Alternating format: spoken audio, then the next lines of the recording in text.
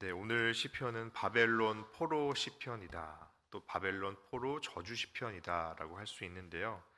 바벨론의 포로 시절에 슬프고 외롭고 비참한 자기의 모습을 한탄하고 탄식하고 하소연하고 있습니다. 그리고 다른 한편으로는 우리가 이렇게 된 처지를 하나님 앞에 아뢰면서 이 어려움을 당하게 한 에돔 족속과 바벨론을 저주를 하고 있습니다.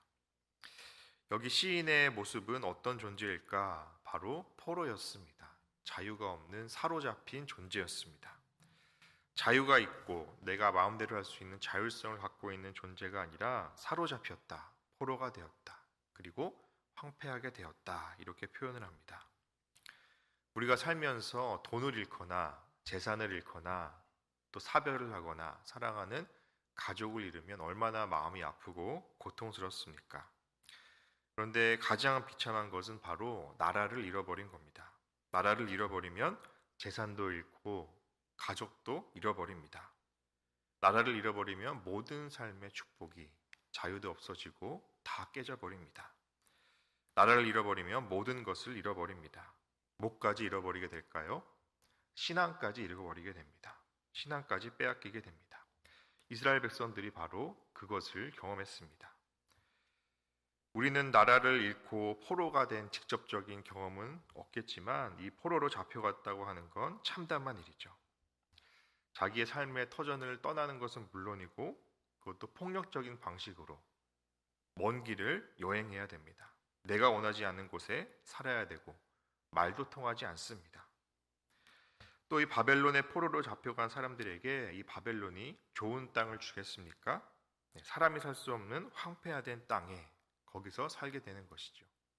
그나마 다행인 것은 그들끼리 공동체를 이루어 살 수 있도록 허용 정도는 해주었다는 겁니다. 우리 1절 말씀을 같이 읽겠습니다. 1절입니다. 우리가 바벨론의 여러 강변 거기에 앉아서 시온을 기억하며 울었도다. 아멘. 이 광경을 낭만적으로 보면 이 사람들은 팔자 좋아서 강변에 앉아서 노래도 부르고 즐겁게 그렇게 있었나 보다. 하지만 그것이 아니죠. 이 강변이라고 하는 건 당시 메소포타미아 문명을 생각하자면 유프라테스 강, 티그리스 강, 그 4대 문명의 하나인 그 큰 강이 있는데요. 그 큰 강들은 범람할 때가 있습니다. 이 이스라엘 사람들은 포로이기 때문에 도시나 성읍 안에 살지 않았습니다. 주로 살았던 데가 이 강변에 살았습니다. 이 강변은 왜냐하면 범람지였습니다. 물이 범람하면 잠기기도 하고 떠내려가기도 하는 지역입니다. 이것이 그들의 삶의 자리였습니다. 홍수가 나면 그 삶의 터전이 다 폐허로 변해버리는 거예요. 그래서 여기에서 얘기하는 강변은 낭만적인 장소가 아니라 참담한 장소죠. 그 참담한 장소에서 강변에 앉아서 시온을 기억하며 자신들의 고향을 기억하며 또 하나님을 기억하며 울었다라는 겁니다. 우리가 살면서 고단한 일을 많이 만나고 어려운 일을 많이 만나지만 그래도 내 마음 안에 희망이 조금만 있다고 한다면, 미래에 대한 분명한 희망이 있다고 한다면 그 어려움과 오늘의 삶을 견딜 수 있습니다. 그런데 희망마저 보이지 않는다면 견디기 어렵습니다. 이것이 문제였는데요. 바벨론의 포로로 잡혀간 사람들은 이 희망이 별로 없었습니다. 바벨론은 워낙 강대한 대국이고 이 바벨론이 멸망할 것 같진 않고, 그래서 우리가 포로에서 해방될 것 같진 않고 자기들이 하찮게만 여겨지는 겁니다. 이들은 그런 상황 속에 있었습니다. 우리 2절과 3절을 같이 읽겠습니다. 그 중에 버드나무에 우리가 우리의 수금을 걸었나니 이는 우리를 사로잡은 자가 거기서 우리에게 노래를 청하며 우리를 황폐하게 한 자가 기쁨을 청하고 자기들을 위하여 시온의 노래 중 하나를 노래하라 함이로다. 아멘. 우리가 사로잡힌 자가 되었고 황폐한 자가 됐는데 우리를 이렇게 만든 바벨론이 우리들의 주권자로서, 우리들의 주인으로서 우리를 노예처럼 부리면서 네가 네 나라를 위해서 불렀던, 하나님을 위해서 불렀던 노래를 우리들 앞에서, 바벨론 앞에서 한번 불러봐라. 우리가 좀 그 재롱을 보고 싶다. 그 쇼를 보고 싶다. 우리가 좀 기뻐하고 싶구나. 너의 노래, 너의 그 아름다운 찬양, 하나님의 찬양했던 노래를 한번 불러봐라. 우리가 그것을 보면서 좀 기뻐하겠다 하면서 비아냥거리는 모습입니다. 자기들을 황폐하게 한 노예로 부리는 바벨론의 지배자들이 이렇게 요청할 때 이들의 마음에 억장이 무너졌겠죠. 이런 아픔을 경험하고 굴욕적인 아픔을 경험했던 겁니다. 우리가 하나님을 위해서 불렀던 그 노래를, 그 찬양을 우리를 노예처럼 부리는 이 바벨론을 위해서 이 지배자들 앞에서 어떻게 하나님의 노래를 부를 수 있겠는가? 어떻게 그 하나님의 찬양을 재롱을 떠는데 부를 수 있겠는가? 우리가 참담하도다 하면서 자신들의 처지를 안타깝게 여기는 모습입니다. 자기들을 위하여, 적재자들을 위하여 패배한 자들이 승리자들을 위해서 노래를 부를 때 여러분 이런 모멸감을 느낄 수밖에 없는 그런 상황이죠. 이들이 이런 노래를 자기들 앞에서 부르라고 한 까닭은 무엇이냐? 더욱더 무기력하게 만들기 위해서입니다. 너희들은 패배자다, 패배한 거다, 소망이 하나도 없다 라는 것을 일깨워주기 위해서입니다. 4절에 계속해서 이어지는데요. 4절입니다. 우리가 이방 땅에서 어찌 여호와의 노래를 부를까?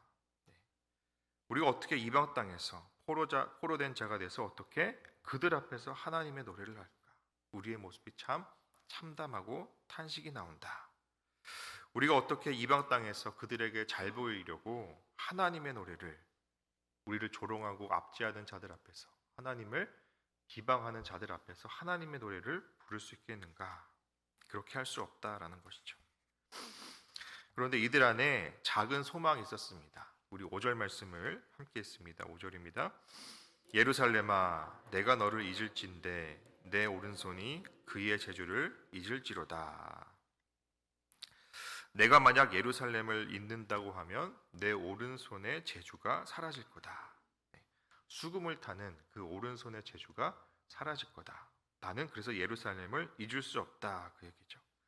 예루살렘은 비록 폐허로 변했다 해도 우리는 여전히 예루살렘에 대한 희망이 있다. 하나님에 대한 희망이 있다는 겁니다. 바벨론 강변에 앉아서 울고 바벨론 사람들에게 굴욕을 당하고 절망적인 상황이지만 그럼에도 불구하고 그들의 마음의 중심에는 그 하나님을 향한 작은 소망, 그 하나가 남아 있었습니다.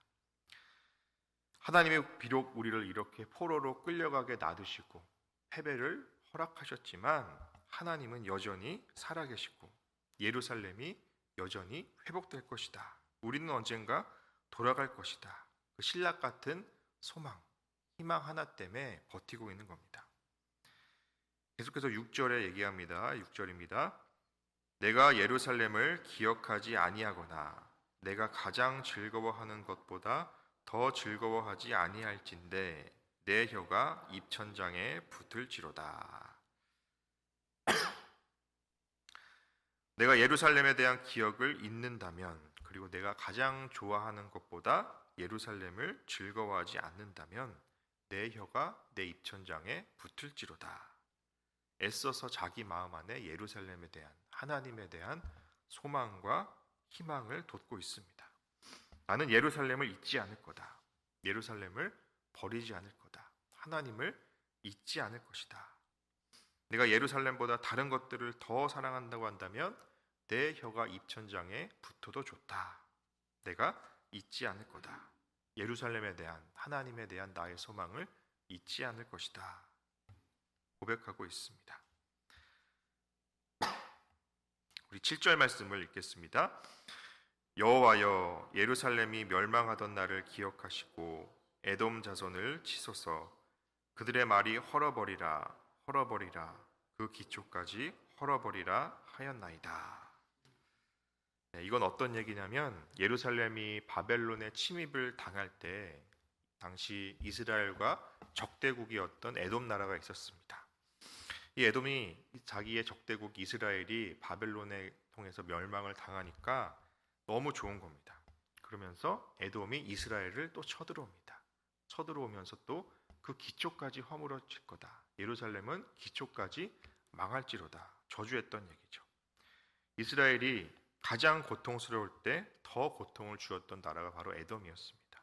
그러니까 그들을 잊지 말아달라. 그 에돔 사람들을 저주하는 고백을 하고 있는 것이죠. 8절에는 바벨론을 저주하는데요. 8절 있습니다.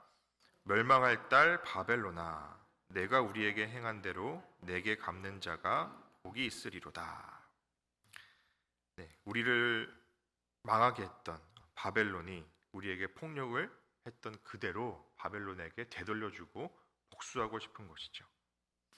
근데 이것을 읽으면서 한편으로는 좀 이런 기도를 해도 되나라는 생각이 들기도 합니다. 예수님이 원수도 사랑하라고 그랬는데 복수하지 말라 그랬는데 어떻게 하나님 앞에 복수해달라는 기도를 할 수 있냐? 그러나 여기서 포인트는 뭐냐면 우리가 하나님 앞에 기도할 때 하나님 앞에서 내 마음을 드릴 때 하나님이 좋아하실 만한 말만 골라서 할 필요는 없다는 겁니다. 그 좋은 마음만 가려가지고 기도한다면 그것은 진정한 기도가 아닐 수 있습니다. 하나님께 드러내야 하는 것은 나의 추하고 난폭한 모습, 그리고 못난 그 마음까지도, 복수하고 싶은 그 마음까지도 다 드러내야 된다는 거예요. 이게 하나님, 나의 솔직한 나의 마음입니다. 이것이 나의 진정한 기도가 될 수 있다는 겁니다. 그리고 마지막 9절은 더 기가 막힌 내용이 나오는데요. 9절 있습니다. 내 어린 것들을 바위에 메어 치는 자는 복이 있으리로다. 바벨론의 어린 자녀들을 메어 치는 자는 복이 있다. 고대 세계의 전쟁에서는 이런 일들을 정말 했었죠. 이 어린애가, 이 복수당하는 걸 본 어린애가 나중에 커서 이 복수를 기억하고 다시 보복을 당할까 두려워서 어린 자녀들까지 다 처리하는 것이 고대 전쟁의 세계였습니다. 잔인한 세계였던 것이죠. 이렇게 시인은 자기 마음속에 있는 그 적나라한 마음까지도 그 마음을 하나님 앞에 드러내고 있습니다. 우리가 내 마음 안에 이렇게 하나님 앞에 숨기는 것이 없어야 됩니다. 아주 무거운 것들, 누군가에게 얘기해 놓고 나면 마음이 시원할 때가 있죠. 우리가 하나님 앞에 그런 얘기들을 할 수 있어야 합니다. 사람이 아닌 하나님 앞에 할 수 있어야 됩니다. 내 마음에 이런 저주스러운 말들을 사람 앞에 하면 그 사람이 상처받을 수 있고요. 또 더 나쁜 일이 생길 수도 있습니다. 사람 앞에 아니라 하나님 앞에 우리의 마음을 솔직히 드러내면 우리는 하나님이 내 마음을 정화시켜 주시고 새롭게 하시고 씻어 주시는 것을 경험할 수 있습니다. 그래서 하나님 앞에 우리 자신의 있는 마음을 있는 그대로 드러낼 때 하나님이 우리의 마음속을 씻어 주기 시작하는 것이죠. 말씀을 맺겠습니다. 이스라엘 백성들은 포로로 살던 절망적인 상황에서 굴욕을 당합니다. 울면서 기도합니다. 절대 소망과 희망이 보이지 않는 상황이었지만 그럼에도 불구하고 하나님과 예루살렘을 기억하면서 하나님을 소망합니다. 우리도 살면서 어려운 일도 만나고 절망도 만나고 고단한 일도 많이 만나지만 그래도 우리에게 하나님에 대한 소망이 있다면 오늘을 그 절망을 견딜 수 있습니다. 이 새벽에 그 하나님에 대한 소망을 놓지 않고 기도하십시오. 또 하나님에게는 어떤 말도 할 수 있습니다. 좋은 말만 가려서 하지 마시고 오늘 저주하는 기도도 있는 것처럼 사람이 아닌 하나님 앞에 기도하고 우리의 마음을 쏟아놓고 털어놓으십시오. 우리는 기도 속에 어떤 말도 할 수 있습니다. 우리는 화가 나면 별말 다 하죠. 욕도 하는데 그 욕을 사람에게 하기보다 사람에게 터뜨리면 위험합니다. 그러나 우리는 하나님 앞에 터뜨릴 수 있습니다. 하나님 앞에 화를 내셔도 됩니다. 그런데 그 화에서 끝나면 안 되죠. 그렇게 화를 내고 기도했더라도 내 마음을 쏟아놓는 나중에 다시 예수님을 바라보고 십자가를 바라보게 됩니다. 하나님이 그렇게 십자가를 통해서 우리의 아픈 마음을 씻어주십니다. 그 하나님을 소망하며 솔직하게 기도하며 나아가는 저와 여러분 되기 바랍니다.